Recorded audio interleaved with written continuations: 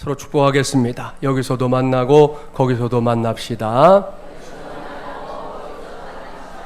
천국의 흔적을 확인하며 삽시다. 할렐루야.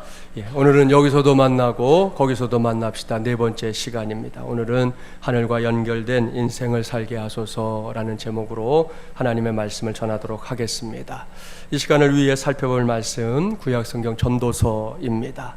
이미 전도서를 한 번쯤 읽어본 성도들은 이 말씀이 여느 말씀과 좀 다르구나 눈치챘을 겁니다. 이 말씀은 이스라엘 역사에서 최고의 지혜를 발휘했던 왕 이 솔로몬이 기록한 것으로 알려져 있습니다. 이 말씀이 보여주는 대표적인 특징이 있는데요. 그것은 이 말씀이 만일 하나님의 말씀이 성경에 포함되어 있지 않았다면 인생 무상 혹은 허무주의나 염세주의를 노래하는 글로 오해될 수 있다는 겁니다. 기회가 닿는 대로 전도서를 꼭 그리고 쭉 읽어보십시오. 걸핏하면 헛되고 헛되니 모든 것이 헛되도다 라는 말이 반복되는 걸 보게 될 겁니다. 누구나 알고 있는 대로 딱 한 번뿐인 인생입니다. 결코 두 번의 기회 없습니다. 그런데다가 시편 90편을 기록한 모세의 고백대로 우리의 연수가 70이요 강건하면 80이다 그랬지요. 요즘은 100세를 이야기하는 시대이기도 한데요. 그런 인생을 살면서 이것도 헛되다 저것도 헛되다 그렇게만 말한다면 이 얼마나 허망한 일입니까? 전도서를 읽다 보면 그러한 허망함을 느끼게 되는 수많은 말씀들을 만나게 된다는 거예요. 그러나 2018년 6월의 마지막 주일인 오늘 분명히 기억하십시오. 전도서는 결코 인생 무상을 찬미하는 글이 아닙니다. 도리어 이 말씀은 자칫하면 인생 무상에 빠질 수밖에 없는 인생들에게 그야말로 의미 있고 가치 있는 삶을 반어적인 표현을 통해 힘주어 설명해 주는 하나님의 말씀입니다. 이 시간에는 전도서를 그런 관점에서 들여다보기 바랍니다. 이를 염두에 두고 먼저 본문 2절과 3절 말씀 함께 봉독해 볼까요? 2절 3절입니다. 어떤 사람은 그의 영혼이 바라는 모든 소원에 부족함이 없어 재물과 부요와 존귀를 하나님께 받았으나 하나님께서 그가 그것을 누리도록 허락하지 아니하셨으므로 다른 사람이 누리나니 이것도 헛되어 악한 병이로다. 사람이 비록 100명의 자녀를 낳고 또 장수하여 사는 날이 많을지라도 그의 영혼은 그러한 행복으로 만족하지 못하고 또 그가 안장되지 못하면 나는 이르기를 낙태된 자가 그보다는 낫다 하나니. 사랑하는 마중물야랑 가족 여러분, 이 말씀을 잘 보십시오. 그야말로 허무한 인생의 전형적인 예입니다. 먼저 2절 말씀 보세요. 우리는 종종 이 말씀에 기록된 경우를 목격할 때가 있습니다. 열심히 땀 흘리며 아등바등 살아서 자수성가를 이룬 어떤 사람이 있습니다.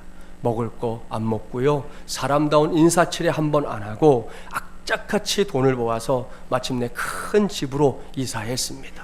내 집을 이제 장만했으니까 큰맘 먹고 거액을 들여서 요즘 흔히 말하는 인테리어까지 다 했는데 얼마 되지 않아 세상을 떠나게 되는 그렇게 안타까운 경우지요. 마치 예수님의 비유 가운데 등장하는 이 어리석은 부자와 같습니다. 3절 말씀은 한술 더 뜹니다. 예나 지금이나 유대인들이 복으로 여기는 것 세 가지가 있어요. 그것은 돈 많은 부자가 되는 것, 또 오래 사는 것, 많은 자식을 거느리는 것입니다. 3절에 나오는 사람 세 가지 복을 다 가졌어요. 얼마나 신나는 일입니까? 하지만 그의 삶에 뭔가 잘못된 게 있었던 것 같아요. 훗날 그가 죽었을 때 누구도 그의 죽음을 슬퍼하지 않았기 때문입니다. 더군다나 그의 가족들이 장례조차 치러주지 않았습니다. 이 기가 막힐 노릇이잖아요. 이 사람 한 번뿐인 인생을 살면서 혹 돈은 많이 긁어 모았는지 모르지만 사람은 다 잃어버린 겁니다. 결국 인생 최고의 가치인 사랑을 잃어버린 것이죠. 이 두 가지가 본문이 말씀하는 허무한 인생의 예인데요. 오늘 말씀을 시작하면서 설명한 대로 전도서는 결코 우리를 허무에 빠뜨리기 위해 써진 책이 아닙니다. 언제든 전도서를 읽으면서 우리가 가져야 할 관심사는 저와 여러분이 하늘과 연결된 인생을 꿈꿔야 한다는 겁니다. 지난 주일에 전했던 말씀대로 하면 인생 제8막인 천국에 연결된 삶을 갈망하고 또한 그렇게 살기를 구해야 한다는 사실이에요. 왜냐? 그것이 전도서를 비롯한 모든 하나님의 말씀이 우리에게 보여주고 있는 진정한 믿는 자로서의 삶이기 때문입니다. 여기서 말하는 연결, 이게 뭔지 아시죠?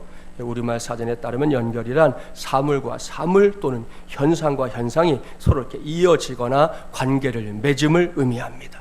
이러한 연결이 우리 인생에서 얼마나 중요한 것인지 제가 요즘 온 몸으로 체험하고 있어요. 여러분이 아는 대로 제가 어깨 수술 받았잖아요. 정확한 수술명은 회전근개 파열 수술입니다. 회전근개라는 건 이 어깨 관절 주위를 덮고 있는 4개의 근육을 가리킵니다. 이 근육들이 서로 잘 이렇게 연결돼서 그런 상태에서 각각의 역할을 해줘야 어깨 관절이 제대로 이렇게 회전 운동이 가능한 건데요. 그 중에 한 근육 인대가 파열되어 버린 겁니다. 그러니 수술 전에도 이 팔의 움직임이 부자연스러웠어요. 자켓을 입을 때 뭐 이렇게 입으면 좋은데 이렇게 해야 팔이 들어가는 거예요. 그리고 한번 입고 벗을 때도 이게 어렵고 그랬는데 지금은 더더욱 부자연스럽습니다. 아직 제대로 이렇게 움직일 수 없는 각도가 있는데 미처 그걸 모르고 무심코 이렇게 움직였다가 밀려오는 큰 통증 때문에 막 어깨를 부여잡고 한참 동안 가만히 있을 수밖에 없는 그런 때도 있습니다. 이런 일을 이제 몇 차례 겪고 나니까 요즘 이 연결이라는 단어가 얼마나 마음에 깊이 와 닿는지 모릅니다. 이러한 연결의 필요성은 우리 신앙에도 매우 중요한 주제예요. 다른 그 무엇보다 저 하늘과 저 천국과 연결된 인생이 되어야 한다는 것. 이것은 정말이지 중요하고 또 중요한 우리 신앙의 실체입니다. 사도 바울도 골로새서 3장 1절부터 4절까지의 말씀을 통해 전도서 기자와 똑같이 모든 믿는 자들이 하늘과 연결된 인생이 되어야 한다 말씀하고 있는데요. 그 말씀 자막으로 나오니까 함께 봉독해 볼까요? 그러므로 너희가 그리스도와 함께 다시 살리심을 받았으면 위의 것을 찾으라. 거기는 그리스도께서 하나님 우편에 앉아 계시느니라. 위의 것을 생각하고 땅의 것을 생각하지 말라. 이는 너희가 죽었고 너희 생명이 그리스도와 함께 하나님 안에 감추어졌습니다. 우리 생명이신 그리스도께서 나타나실 그때에 너희도 그와 함께 영광 중에 나타나리라. 아멘. 할렐루야. 이것이 저와 여러분이 살아가야 할 인생 길이에요. 땅의 것을 생각하기 전에 뭘 하라고요? 위의 것을 먼저 생각하라. 찾으라. 말씀합니다. 이것이 하나님을 나의 아버지로, 예수 그리스도를 나의 구주로 믿고 섬기는 모든 믿는 자들의 삶의 목표여야 한다. 성경은 또렷하게 말씀합니다. 저는 오늘 이러한 인생을 가리켜 하늘과 연결된 인생 이렇게 부르려고 합니다. 이를 명심하고 이제부터는 저와 같은 마음으로 하늘을 향해 부르짖기 바랍니다. 한번 따라서 할까요? 주여, 주여, 하늘과 연결된 인생을 살게 하소서. 할렐루야. 네, 옳습니다. 이것이 저와 여러분의 삶이에요. 아니, 꼭 그러한 삶을 살아내야 합니다. 부족하지만, 아직도 한없이 연약한 것 투성이지만, 여전히 많은 허물과 어리석음이 쌓여있는 인생이지만, 그럼에도 불구하고 저와 여러분의 간절한 소원은 주여, 하늘과 연결된 인생을 살게 하소서. 바로 이것이 되기를 주님의 이름으로 축복합니다. 목사인 저부터 이러한 소원을 갖고 있기 때문에 여기서 질문하게 됩니다. 어떻게 해야 소위 세상이 말하는 인생 무상을 하늘과 연결된 인생으로 바꿀 수 있을까? 어떻게 해야 우리가 허무한 인생을 좀 의미 있는 인생으로 바꿀 수 있을까? 이제부터 그 비결을 오늘 주신 본문 말씀에서 하나씩 찾아보겠습니다. 첫 번째 비결, 그것은 하나님의 은혜를 누리되 반드시 현재형으로 누려야 한다는 겁니다. 본문 6절 말씀 함께 봉독합니다. 그가 비록 천년의 갑절을 산다 할지라도 행복을 보지 못하면 마침내 다 한 곳으로 돌아가는 것뿐이 아니냐. 사랑하는 여러분, 의미심장한 말씀이에요. 천년의 갑절이다 그랬으니까 2000년 정도를 산다 가정해 봅시다. 이렇게 오래 살 수 있다면 모든 사람들이 행복할까요? 요즘은 의학이 매우 발달한 시대입니다. 예전보다 훨씬 인간의 수명이 길어졌습니다. 그렇다면 수명이 길어졌기 때문에 사람들이 더 행복해졌느냐는 거예요. 곰곰이 생각해 보면 그렇지도 않습니다. 요즘 우리나라도 노령화 시대를 맞이했다 그러잖아요. 그것도 아주 급격하게, 일본에 비해서는 너무나 급격하게 노령화 시대가 됐다 하는 진단이 이어지고 있는데요. 간혹 방송을 통해 어르신들의 삶을 이렇게 들여다보면 그저 오래 사는 것만으로 사람이 행복할 수는 없구나 알게 됩니다. 물론 장수는 사람이 누릴 수 있는 복 중에 하나입니다. 그리고 저도 여러분이 하나님의 은혜 가운데 장수의 복을 누리며 살기를 간절히 바라는 목사입니다. 그런데 장수는 하는데 그 삶의 질이 행복하지 못하다면 때로는 길게 사는 것 자체가 오히려 짐처럼 여겨질 수 있다는 것, 이게 문제인 거지요. 전도서 기자가 그것을 설명하고 있는 겁니다. 사람이 설사 2000년을 산다 하더라도 하루하루가 행복하지 못하다면 그렇게 사는 것이 무슨 의미가 있느냐 되묻고 있는 거예요. 바꿔 말하면 저와 여러분의 인생은 하루하루를 행복하게 살아야 진짜 행복한 인생이 될 수 있다, 그런 말입니다. 그리고 우리가 그렇게 하루하루를 행복하게 살고자 한다면 하나님의 은혜를 누리며 살되 반드시, 반드시입니다, 반드시 그 은혜를 현재형으로 누리며 살아야 할 줄 믿습니다. 이 유명한 강해 설교가인 찰스 스윈돌 목사님의 저서 가운데 은혜의 각성이라는 책이 있어요. 이 책을 읽어보면 스윈돌 목사님이 반복적으로 강조하는 게 있습니다. 그것은 하나님의 은혜는 믿는 것보다 누리는 것이 더욱 중요하다는 사실입니다. 매우 중요하고 옳은 지적이에요. 내게 그리고 나의 삶 속에 하나님의 은혜가 있다는 걸 막 굳게 믿는 거 귀한 일이죠. 얼마나 귀한 일이에요. 여기를 보면서 하나님의 은혜를 발견하고 저기를 보면서 하나님의 은혜를 확인하며 사는 일 매우 귀한 거라는 거지요. 그러나 거기서 그치면 안 됩니다. 그것들을 누려야 합니다. 그것도 반드시 현재형으로 누려야 할 줄 믿습니다. 그렇습니다. 그런 거 있잖아요. 지난 날은 그랬었지, 그랬었었지 이렇게 말하는 것에 그치면 그건 틀린 거라는 거예요. 앞으로 그렇게 될 것이다 생각하는 것만으로는 부족합니다. 지금 누려야 합니다. 아니, 지금 누리고 있는 것이 있어야 합니다. 그것이 뭐 건강이든 달란트나 은사이든 물질이든 사람이든 하나님께서 내게 은혜로 주신 것들이 있다면 그것을 지금 누려야 합니다. 그리할 때 우리 모두가 허무주의로부터 승리할 수 있을 줄 믿습니다. 누가복음 15장에 기록된 탕자의 비유를 잘 들여다보면 제가 지금 말씀드리는 게 뭔지 알 수 있어요. 한 아버지에게 두 아들이 있었다는 거 아시죠? 그런데 이 둘째 녀석, 엉덩이에 뿔이 나도 아주 대단히 크게 난 그런 녀석이었어요. 아직 아버지가 건강하게 살아계신데 유산 주십시오, 내 몫을 내놓으십시오, 아버지에게 요구했던 이 탕자의 폐륜, 그리고 훗날 정말 털 털어진 거짓 신세가 되어가지고 아버지에게 돌아온 이야기 등등이 널리 알려져 있어요. 그럼에도 불구하고 아버지는 그 고약한 아들을 넓은 사랑으로 이제 받아 주었습니다. 사랑하는 여러분, 여기가 탕자의 비유가 끝나는 곳입니까? 아니에요. 계속해서 누가복음 15장을 읽어보면 그때 마침 하루 종일 밭에 나가서 땀 흘리고 일하고 집으로 돌아오고 있는 마다들이 등장합니다. 마다들은 집에서 들려오는 이유를 알 수 없는 잔치 소리에 의아해했어요. 아침에 나갈 때 아무 소리 없으셨는데 오늘 무슨 일인데 우리 집에서 풍악 소리가 들리고 사람들 소리가 왁자지껄하지? 잠시 후에 아버지가 그 고약한 동생놈 아버지에게 유산 요구하고 이 불효막심하게 집을 떠났던 그 놈을 맞이해 주시고 환대해서 잔치까지 베풀었다 하는 얘기를 듣게 됩니다.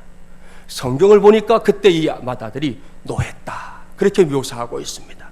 이 단어가 아주 재미있는 단어다. 언젠가 여러분에게 설명드린 적이 있었는데요. 헬라어 성경으로 보면 오르기조라는 단어를 쓰고 있어요. 그 뜻이 뭐냐? 아마 여러분 중에 어떤 일 때문에 매우 화났던 경험을 갖고 있는 사람들은 이 말의 의미를 잘 알 거예요. 사람이 막 화가 나면 사람의 신체에 몇 가지 변화들이 일어나요. 제일 먼저 얼굴이 붉게 달아오르잖아요. 벌겋게 달아오른다 이런 표현 있지요. 화가 나면 그렇게 돼요.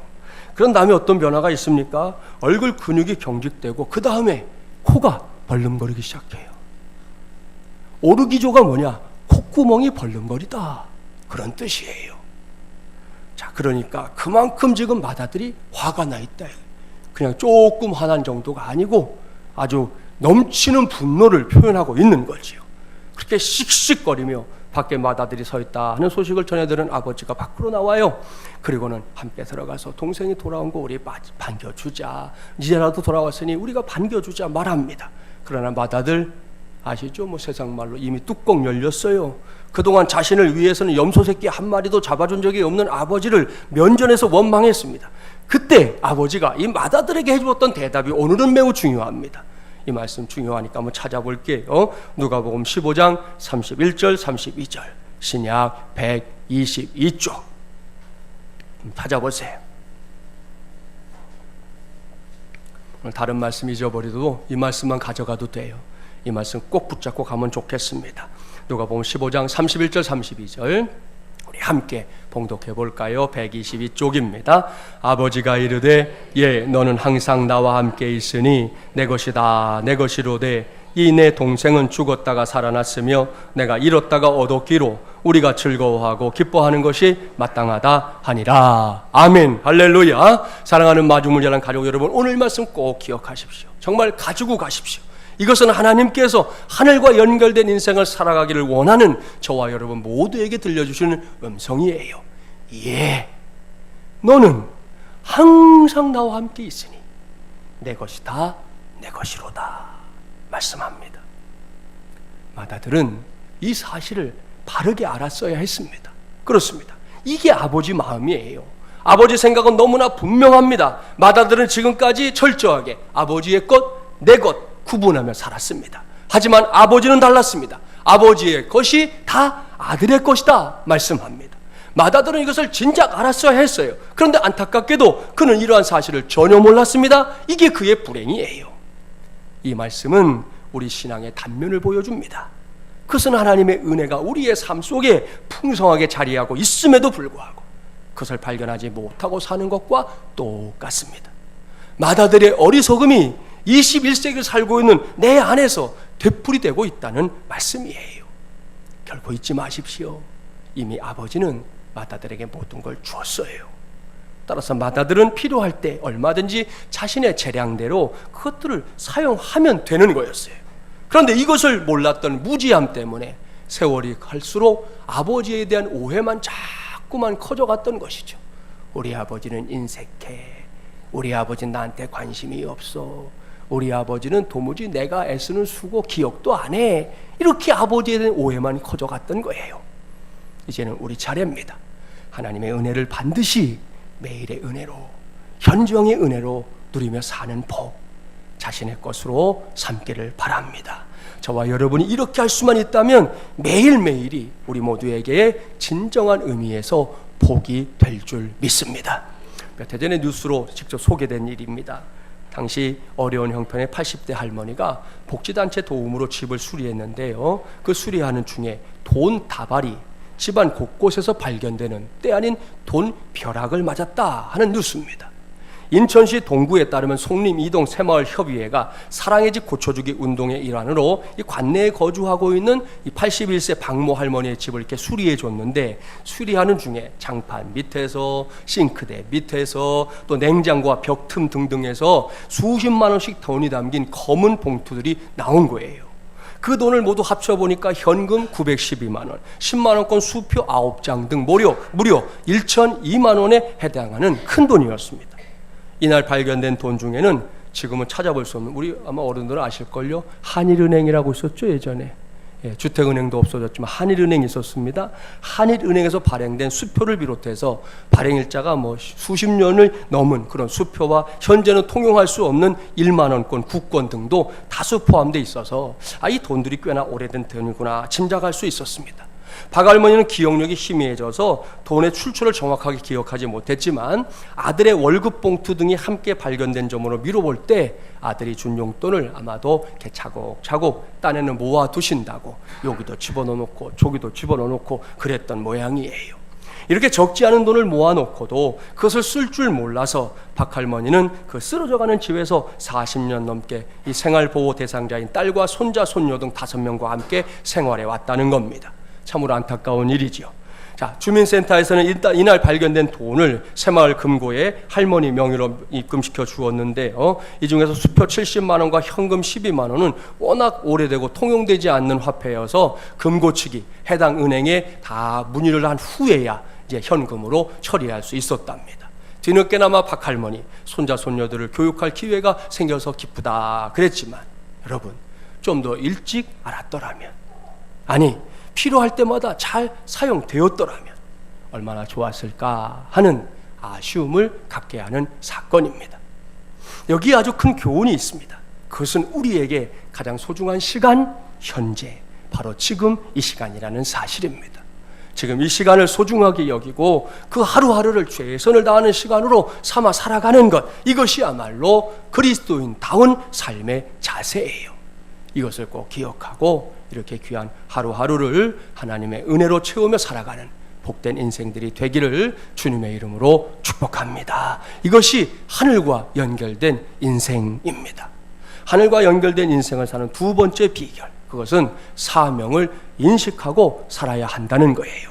본문 7절 말씀 함께 봉독합니다. 사람의 수고는 다 자기의 입을 위함이나 그 식욕은 채울 수 없느니라. 아멘. 이 말씀은 누구나 쉽게 이해할 수 있지요. 우리 모두 먹어야 하는, 그래야 사는 인생이기 때문에 먹고 사는 게 매우 중요하다는 겁니다. 그렇습니다. 우리 중에 먹지 않고 살아남을 인생 단 한 사람도 없습니다. 마찬가지로 언젠가 뉴스 나왔는데 가슴 아픈 사람, 여러분도 아마 기억하는 분 있을 것 같아요. 새마을 금고에 들어가서 강도짓을 했던 한 여인에 관한 그런 기사가 있었습니다. 이 여인이 카드 빚으로 인해 어린 아기에게 먹일 우유가 없어서 범행을 저질렀다 그랬습니다. 그러니까 그런 지경에 처하니까 아무것도 보이지 않더라는 거예요. 그만큼 사람에게 있어서 먹고 사는 건 중요한 일이죠. 그럼에도 불구하고 그것이 그 여인의 범행을 정당화할 수 있는 이유가 되지는 못합니다. 왜입니까? 우리 인생 속에는 그것보다 더 중요한 게 있기 때문이지요. 그것은 우리 모두가 그저 그렇게 어찌어찌 하다 보니 우연히 이 세상에 온 것이 아니라는 사실입니다. 하나님께서 사람을 세상에 보내실 때 나름대로 다 사명이 있기 때문에 보내신 겁니다. 믿습니까? 할렐루야. 믿어야 합니다. 절대로 흥청망청 살라고 보낸 거 아니지요. 결코 대충대충 살라고 보낸 거 아닙니다. 꼭 목적 있는 인생 되어야 합니다. 나라고 하는 사람을 통해 하나님께서 꼭 할 일이 있다는 걸 명심하고 살 수 있어야 된다는 겁니다. 이 조셉 에디슨은 일찍이 행복의 조건으로 세 가지를 말했어요. 해야 할 일, 사랑하는 사람, 마음의 소원. 이 세 가지가 있으면 그 사람은 행복한 사람이다 그랬습니다. 그 중에 으뜸이 뭐냐? 해야 할 일이 있다는 거지요. 이것을 우리는 사명, 그렇게 부릅니다. 결국 사명이 있으면 무엇을 해도 행복할 수 있다는 건데요. 오래된 이야기인데 세 명의 석공 이야기 있어요. 교회를 짓는 일에 참여한 이 석공, 돌을 쪼는 일을 하는 사람이죠. 세 명의 석공이 있는데 나름대로 일을 하겠다고 현장에 나와 있었지만 그 중에 두 사람은 자신들이 하고 있는 일을 그냥 일로만 생각하기 때문에 하루 종일 입에서 나온 소리가 그거죠. 아이고 힘들어, 아이고 귀찮아 죽겠네, 입에 불칠하는 것도 참 쉽지 않다, 내 팔자가 어쩌다 이 모양 이 꼴이 됐나, 그냥 온통 투덜거리며 하루 종일 일을 하고 나니 일이 끝나고 나도 아무런 보람이 없는 것이죠. 그런데 나머지 한 사람, 자신이 하나님의 성전을 짓는다는 사실의 자부심을 가지고 내가 쪼는 이 돌로 하나님의 성전이 세워지는구나, 콧노래를 부르며 신바람 나게 하루 종일 일을 하고 났으니 그 하루가 얼마나 보람된 삶이 되었겠습니까? 왜요? 이것이 그에게는 사명이었기 때문입니다. 미국에서 토크쇼의 여왕으로 불리는 오프라 윈프리라는 여인이 쓴 이것이 사명이다라는 자서전에 보면 이 여인이 말하는 사명, 의미심장한 게 몇 가지 있어요. 첫째, 남보다 더 가졌다는 것은 축복이 아니라 사명이다. 뭐든지 우린 더 가지면 축복받았어, 그러지만 축복이 아니라 그게 사명이라는 거예요. 둘째, 남보다 아파하는 것이 있다면 그것은 고통이 아니라 사명이다 그랬습니다. 왜요? 아파본 사람만이 아픔을 겪는 사람에게 진정으로 봉사할 수 있기 때문이지요. 셋째, 남보다 설레는 꿈이 있다면 그것은 망상이 아니라 사명이다 그랬습니다. 마지막, 남보다 부담되는 어떤 것이 있다면 그것은 사명이다 그랬습니다. 여러분, 참 훌륭한 정의 아닙니까? 저도 여러분도 믿음 안에서 이러한 사명의 정의를 놓고 내게 맡긴 사명이 뭔지 한번 눈을 좀 크게 뜨고 찾아보기 바랍니다. 그리고 그 가운데 발견한 사명이 있다면 그 사명을 끝까지 감당하기 바랍니다. 바로 거기에 하늘과 연결된 인생으로 살아가는 지름길이 활짝 열릴 줄 믿습니다. 하늘과 연결된 인생을 살 수 있는 세 번째 비결, 그것은 하나님을 바라보는 삶을 선택하라는 거예요. 본문 10절 말씀 함께 봉독해 봅니다. 이미 있는 것은 무엇이든지 오래전부터 그의 이름이 이미 불린 바 되었으며 사람이 무엇인지도 이미 안 바 되었나니 자기보다 강한 자와는 능히 다툴 수 없느니라. 아멘. 이 말씀 속에 우리가 한 번뿐인 인생을 살아가면서 반드시 염두에 둬야 될 게 들어있어요. 그것은 자기보다 강한 자와는 능히 다툴 수 없느니라는 말씀입니다. 그렇습니다. 저 바깥 세상에는 자기보다 강한 자와 다투는 어리석은 자가 없다는 거예요. 이것은 하나님과 우리 사이에서도 마찬가지입니다. 이 세상에서 하나님과 다툴 사람이 과연 누구입니까? 간혹 그런 일에 만용을 드러냈던 사람들 인류 역사 속에 있었어요. 하지만 그것은 어디까지나 그들 스스로의 착각이지요. 니체라는 사람은 신은 죽었다 그랬잖아요. 그런 것은 그 스스로의 생각일 뿐이에요. 하나님을 부인했다가 후회하고 훗날 다시 돌아온 사람들 얼마나 많은지 모릅니다. 이것은 절대자 앞에 서 있는 연약한 인간의 한계이기 때문입니다.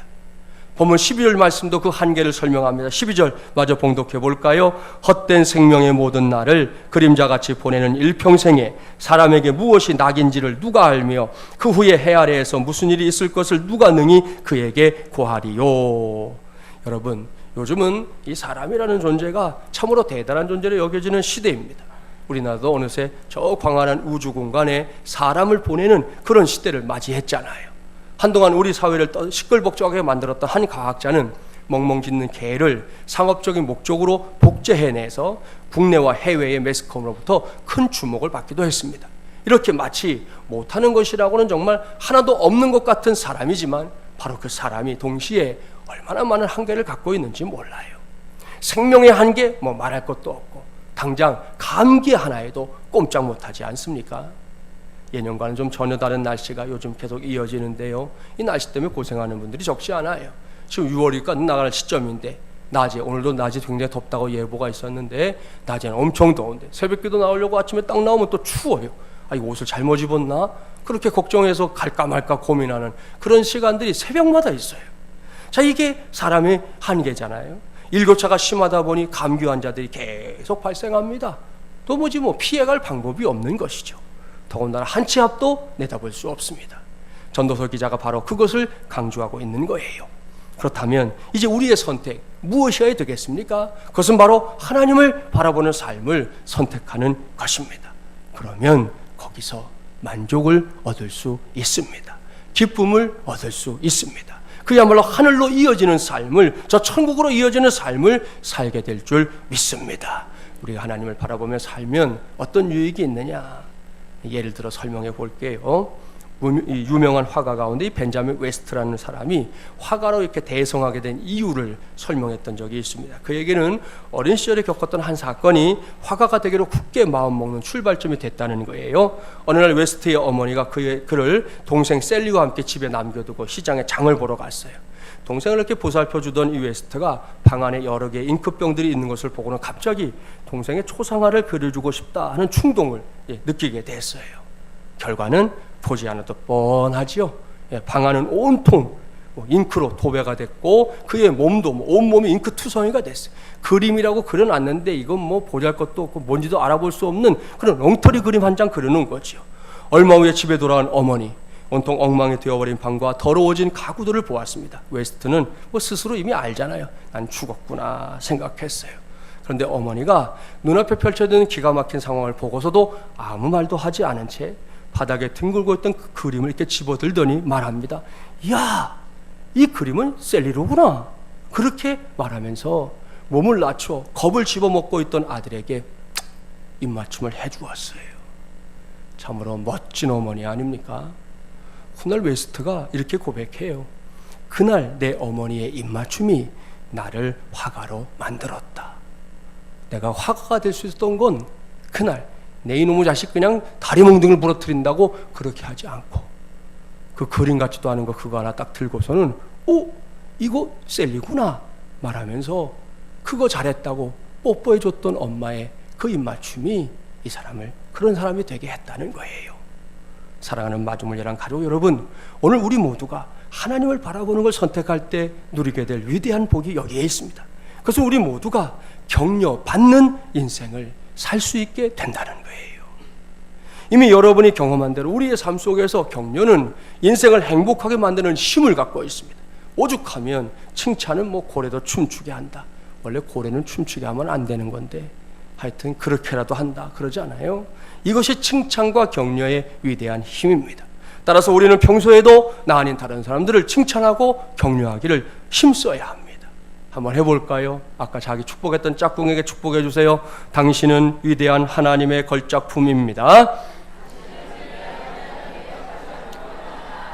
자, 성별을 확인하시고 남성이냐 여성이냐에 따라 다릅니다. 남성이면 멋진 것이 죄라면 당신은 사형감입니다. 여성이면 예쁜 것이 죄라면 당신은 사형감입니다. 축복하겠습니다. 시작.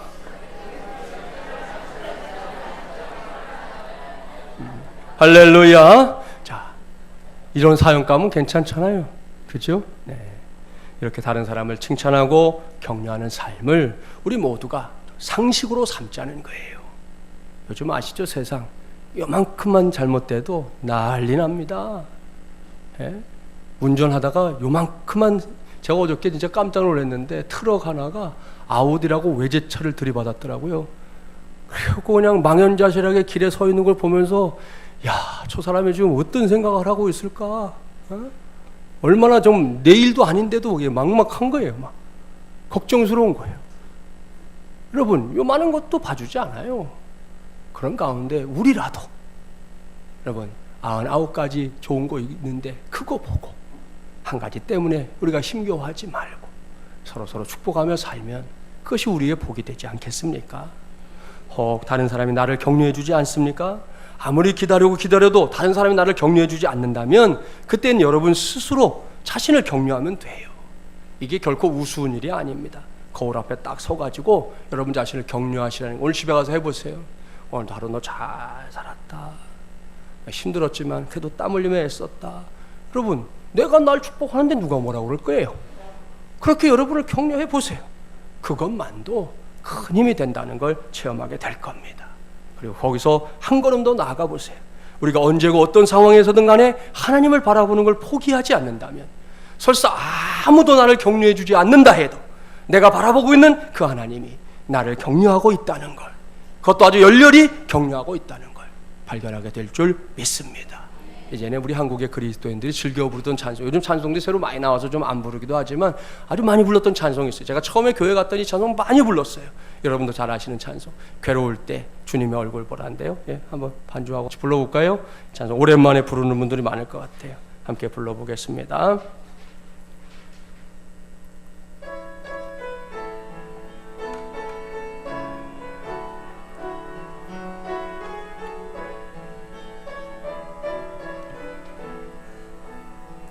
괴로울 때 주님의 얼굴 보라, 평화의 주님 바라보아라.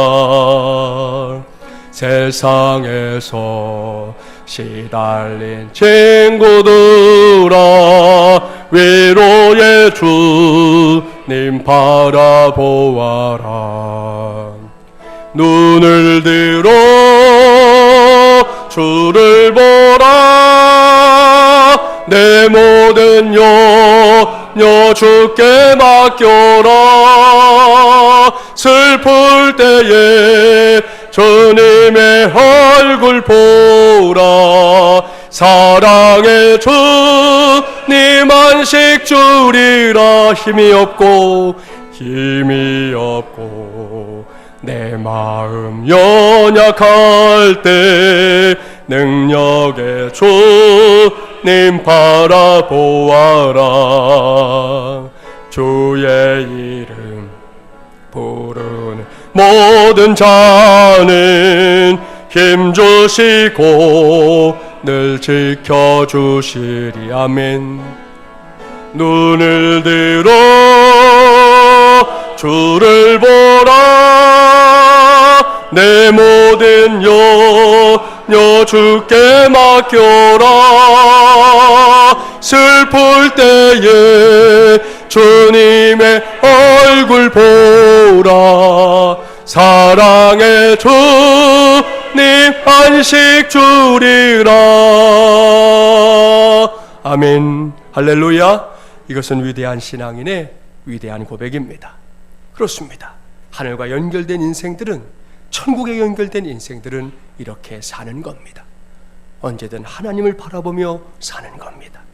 어디에서든 하나님을 바라보며 사는 겁니다. 이렇게 하나님을 바라보면서 사는 삶을 선택하면 바로 거기에서 비록 험하고 버거운 세상이지만 이 세상을 상대로 살아갈 힘과 능력과 용기가 생길 줄 믿습니다. 시편 43편 기자는 일찌감치 그 비밀을 깨달았어요. 계속 고백합니다. 내 영혼아, 내가 어찌하여 낙심하며 어찌하여 내 속에서 불안해하는가. 너는 하나님께 소망을 두라. 그가 나타나 도우심으로 말미암아 내 하나님을 여전히 찬송하리로다. 아멘. 이제는 이 고백이 저와 여러분 모두의 고백이 되기를 주님의 이름으로 축복합니다. 그래서 우리 모두가 저 하늘과 연결된 인생인 것을 온 세상 앞에 증명해 줄 수 있기를 바랍니다. 여기까지 저는 오늘 6월의 마지막 주일을 맞이하여 저와 여러분의 삶이 하늘과 연결되어야 한다는 걸 전제하고 말씀 전했습니다. 그 말씀에 의지하여 여러분 모두를 축복하려고 합니다. 꼭 반드시 하늘과 연결된 인생, 어떠한 경우에라도 천국으로 이어지는 인생 살게 되기를 주님의 이름으로 축복합니다. 이를 위해 오늘도 하나님의 은혜를 현재형으로 누리며 살기를 축복합니다. 하나님께서 내게 맡기신 사명이 있다면 붙잡고 살기를 축복합니다. 또한 하나님만 바라보는 삶 기쁘게 선택할 수 있기를 축복합니다. 그래서 저와 여러분 우리 모두가 하늘과 연결된 인생으로 살아가기를, 그리고 그러한 인생에 부어주시는 은혜와 복 누리며 사는 우리 모두가 되기를 주님의 이름으로 간절히 축원합니다.